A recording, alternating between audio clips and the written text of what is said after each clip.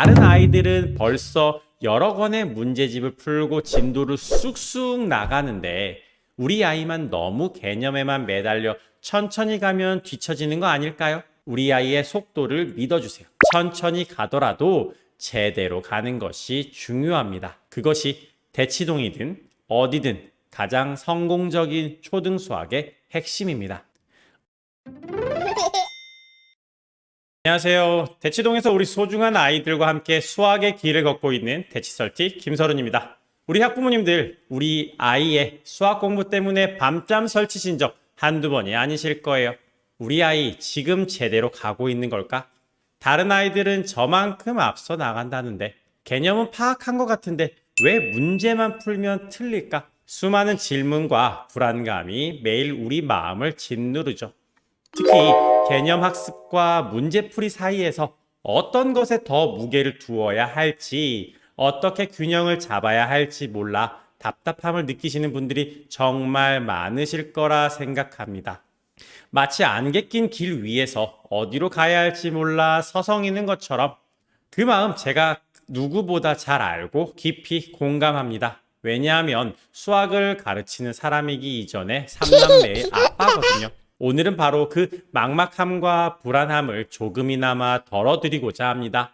대치동 현장에서 아이들과 학부모님들의 목소리를 직접 들으며 제가 깨달은 초등수학 학습의 밸런스의 진짜 의미를 풀어보겠습니다. 초등수학 학습의 가장 중요한 원칙을 다시 한번 마음에 새겨볼까요?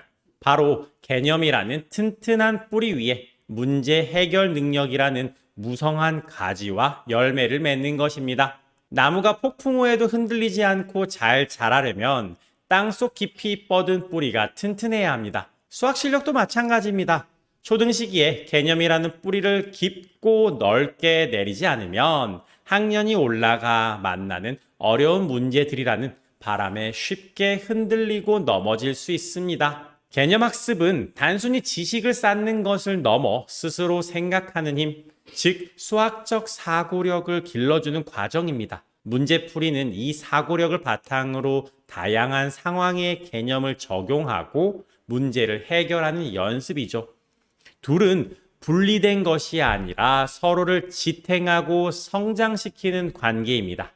많은 학부모님들이 저에게 직접 물어보시거나 속으로 끙끙 앓고 계실 만한 질문들을 하나씩 꺼내어 보겠습니다. 혹시 여러분의 마음속 질문도 여기에 포함되어 있지는 않으신가요? 첫 번째, 개념을 깊이 파야 한다는 건 알겠어요. 그런데 다른 아이들은 벌써 여러 권의 문제집을 풀고 진도를 쑥쑥 나가는데 우리 아이만 너무 개념에만 매달려 천천히 가면 뒤처지는 거 아닐까요? 시험 점수는 결국 문제풀이 능력 아닌가요? 옆집 아이, 학원 친구와의 비교 속에서 오는 그 불안감 정말 충분히 이해합니다. 당장 눈앞의 문제풀이 속도나 점수가 신경 쓰이는 것은 당연하죠. 하지만 장기적인 마라톤이라고 생각해 보세요. 초반에 전력 질주하는 선수도 있지만 중요한 건 끝까지 지치지 않고 완주하는 힘입니다. 수학학습에서 개념은 바로 그 체력과 같습니다. 개념이 튼튼한 아이는 당장은 조금 느려 보여도 고학년이 될수록 중학교에 갈수록 폭발적인 힘을 발휘하며 가속도가 붙습니다. 개념이 흔들리는 아이는 초반에 반짝 잘하는 것 같아도 결국 어려운 고비에서 좌절하게 됩니다. 문제 푸는 속도는 개념을 정확히 이해하고 유형별 연습을 꾸준히 하면 자연스럽게 향상됩니다. 조급함 때문에 개념 기초를 건너뛰고 문제풀이 기술만 익히는 것은 마치 튼튼한 기초 없이 겉모습만 화려하게 빨리 지은 집과 같습니다. 작은 흔들림에도 쉽게 무너질 수 있습니다. 우리 아이의 속도를 믿어주세요. 천천히 가더라도 제대로 가는 것이 중요합니다. 두 번째, 아이가 개념 설명을 들을 때는 다 안다고 고개를 끄덕이고 눈빛도 초롱초롱한데 왜 막상 문제를 풀라고 하면 멍하니 있거나 엉뚱한 답을 쓸까요? 도대체 뭐가 문제일까요? 개념을 이해한 게 아닌 건가요? 아이가 개념을 들은 것과 그 개념을 실제 문제에 적용하는 것 사이에는 눈에 보이지 않는 큰 간극이 존재하기 때문입니다. 아이는 개념 자체는 머릿속에 정보로 가지고 있을 수 있어요. 마치 요리 레시피를 읽고 이렇게 하는 거구나 이해하는 것처럼요. 하지만 실제로 그 레시피를 보고 요리를 해보려면 재료를 손질하고 불 조절을 하는 등 여러 단계를 거쳐야 하죠. 개념을 문제 적용하는 것은 바로 이 실전 요리 과정입니다. 아이가 개념을 들었을 때 고개를 끄덕이는 것은 설명 자체는 이해가 된다는 뜻일 수 있어요. 하지만 그 개념이 다양한 문제 상황에서 어떻게 활용되는지, 어떤 단서들을 통해 그 개념을 떠올려야 하는지에 대한 연습이 부족한 겁니다. 이럴 때는 아이가 틀린 문제를 분석하며 어떤 개념을 써야 하는지, 왜 그 개념을 떠올리지 못했는지 함께 이야기 나누는 것이 중요합니다. 개념과 문제 사이를 연결하는 다리를 놔주는 연습을 시켜야 합니다. 단순히 문제집을 더 많이 풀리는 것보다 틀린 문제 하나를 가지고 그 다리를 놓는 연습을 반복하는 것이 훨씬 효과적입니다. 세 번째, 개념서도 종류가 너무 많고 문제집은 더 많아요. 어떤 개념서로 개념을 잡아야 하고 개념을 잡고 나면 문제집은 몇 권이나 어떤 종류로 풀어야 할까요? 서점에 가보면 정말 셀 수 없이 많은 수학 교재들이 있습니다. 그 앞에서 어떤 책을 골라야 할지 막막하고 머리가 복잡해지는 경험 저도 해봤어요. 저도 서점에 가면 문제집이 정말 많아요. 처음 들어보는 교재도 있습니다. 그런데 학부모님들께서는 더 심하실 거예요. 교재 선택은 마치 우리 아이의 영양 식단을 짜는 것과 같습니다. 아이의 성장 단계와 체질에 맞는 영양소를 골고루 섭취해야 건강하게 자라죠. 수학 교재도 마찬가지입니다. 개념서는 아이에게 소화가 잘 되는 책으로 한두 권 정하세요. 아이가 봤을 때 글씨체나 그림이 편안하고 설명이 친절하게 느끼는 책이 좋습니다. 여러 권을 펼쳐보는 것보다 한 권을 뼈대 삼아서 개념을 완벽하게 이해하고 설명할 수 있을 때까지 꼼꼼히 보는 것이 중요합니다. 문제집은 개념이라는 영양분을 몸에 흡수시키는 과정이라고 생각하세요. 처음에는 개념 확인 문제와 기본적인 유형 연습으로 시작해서 아이가 잘 소화하는지 보면서 점차 응용 심화 문제집으로 단계를 높여가세요. 너무 많은 문제집은 아이에게 부담만 주고 오히려 체하게 만듭니다. 아이의 소화 능력에 맞춰 양을 조절하고 다양한 반찬을 골고루 먹이듯 문장제, 도형, 사고력 문제 등 다양한 유형을 접하게 해주세요.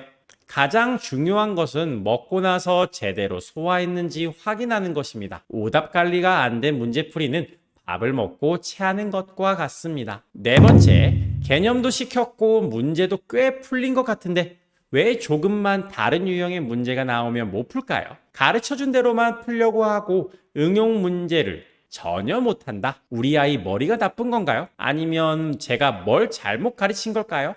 아이의 모습에 실망하고 혹시 내 잘못은 아닐까 자책하시는 학부모님들의 마음 정말 아프게 느껴집니다. 결코 학부모님이나 아이의 문제가 아니에요. 단지 학습 방법의 연결이 아직 부족한 것일 수 있습니다. 이건 마치 악기 연주법은 배웠는데 악보를 보고 실제로 음악을 연주하는 것이 어려운 상황과 비슷합니다. 기본적인 연주법은 알지만 감정을 담아 자연스럽게 음악을 만들어내는 것은 또 다른 차원 능력이죠. 아이들이 가르쳐준 대로만 풀려고 하는 것은 아직 개념을 완전히 자기 것으로 만들어서 자유자재로 연주할 수 있는 단계가 아니기 때문입니다. 이럴 때는 아이에게 어떻게 풀라고 가르치기보다 이 문제 상황에서 우리가 배운 어떤 개념을 사용할 수 있을까? 함께 고민하고 질문하며 아이 스스로 해결 방법을 찾도록 이끌어주는 것이 중요합니다. 마치 악기 연주를 할 때 옆에서 박자를 맞춰주고 격려해주듯이 말이죠. 아이가 스스로 해결했을 때 작은 성공 경험이 쌓이면 응용력은 자연스럽게 따라옵니다. 아이의 생각하는 힘을 믿어주고 기다려주는 것이 핵심입니다.